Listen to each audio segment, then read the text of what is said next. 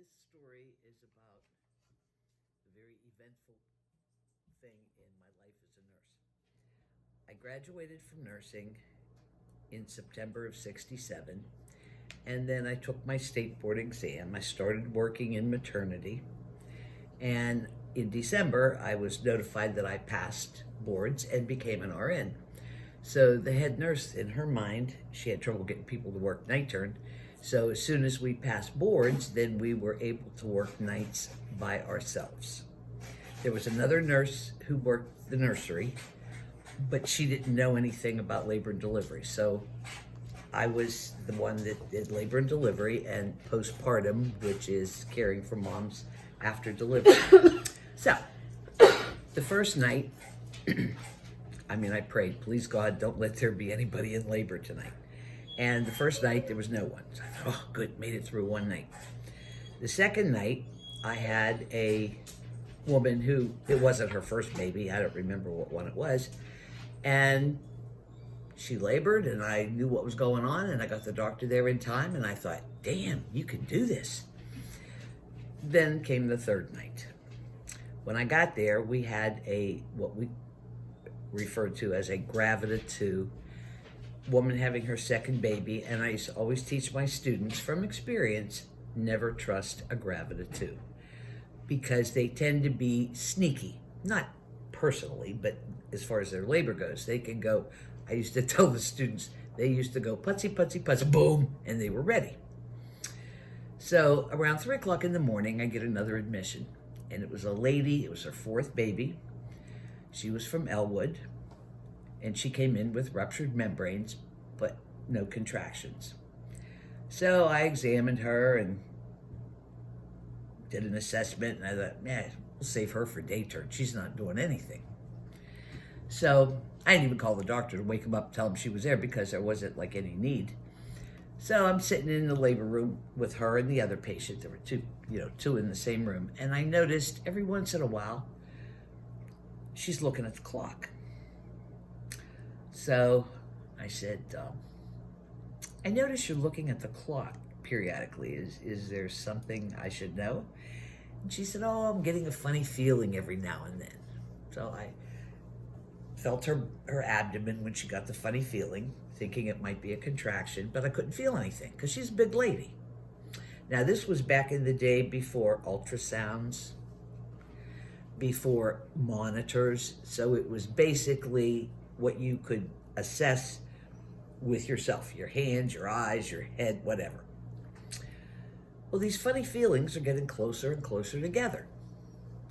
So after a short time, I thought, examine her again. Maybe I can tell what she's doing. So I did. And at that time, we did rectal exams. We didn't do vaginals because nurses were not qualified to do that.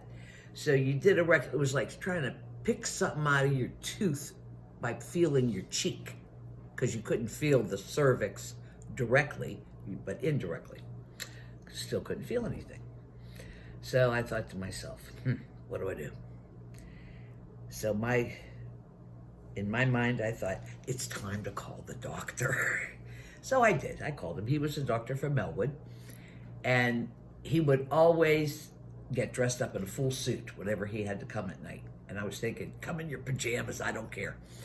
But I called him and I told him, I said, I admitted so-and-so, and this, she's having contractions and her water broke, and it's time for you to come. And I didn't say, no, I said, she's ready. And I didn't finish that with, she's ready for delivery, because I really didn't know if she was. In my mind, it was, she's ready for you to come and check her because I don't know what she's doing. So he said, okay, I'll be there shortly. So I thought, okay, you call the doctor, you better make it look good and bring her to the delivery room and call anesthesia, because that was back in the day when women used to be put out for delivery. So I move her into the delivery room, good thing. And the anesthetist comes, and to get everything ready, and the nurse from the nursery comes, because she would be responsible for, giving the baby initial care. And it's maybe 5-10 minutes The doctor's probably still tying his tie at home at this time. And she starts pushing. Pushing means here comes the baby. So I pull down the covers, over her, and I look, and it was like out of my mouth comes, oh my God, it's not a head.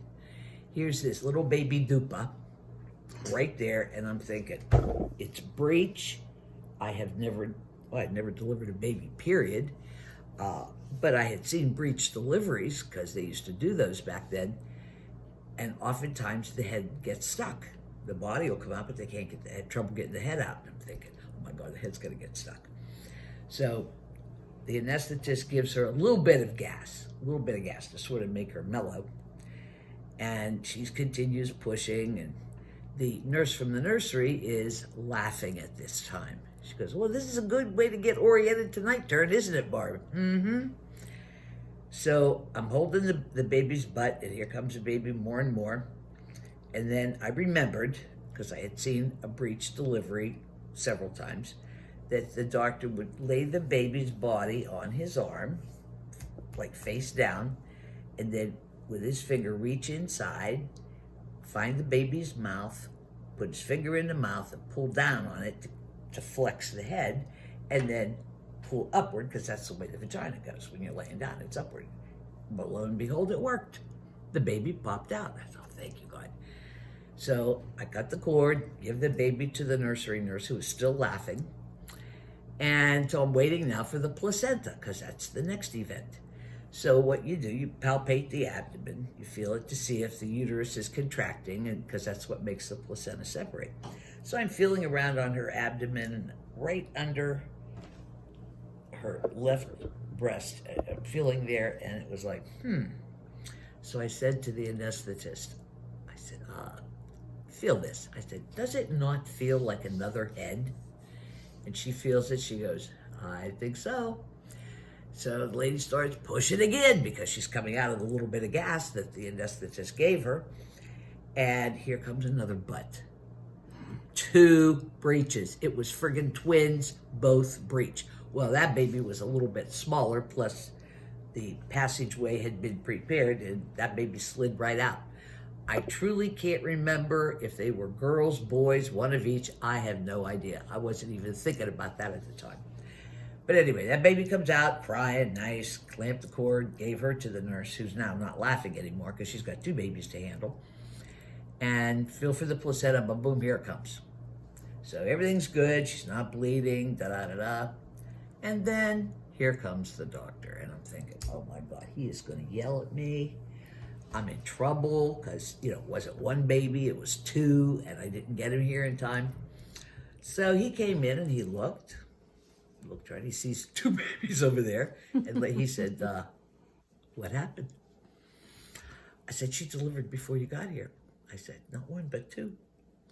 And he said, oh, baby's okay. They sound good. I said, yeah, they're fine. Placenta out? I said, yep. Did she tear? I said, not that I can see. He said, okay. Then he starts laughing. Here I am thinking I'm going to get a lecture and screamed at and called incompetent. And he just laughed. He said, well, that's one way to learn how to work OB nights. And I said, yep, it is. So that was my story. And I used to always tell that to students, so hopefully they would remember, not that I delivered twins, but, in the event that you're in a situation, you're out somewhere and somebody's having a baby and here comes a butt at you, what do you do? Put your finger in the mouth.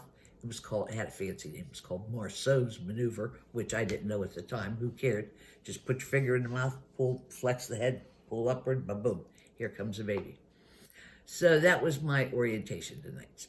Then it was maybe another hour or so until the head nurse came, and I thought, uh-oh, she's going to yell. She was this Italian woman, like a sergeant, and she didn't. She laughed, too. She thought it was kind of funny. She said, see, I told you were ready for nights. But so consequently, I got to work night turn by myself every other month for that first year. The month off, when I would work sometimes all 3 shifts in 1 week. I'd have to cover a couple days for the night nurse, who was her days off. but never did feel like, oh, I can do this and not be afraid. I was always afraid because you never know. Things can go wrong. But that was one of my most memorable stories from, gosh, that was January of 1968. And I still remember it like it was yesterday. So that's it.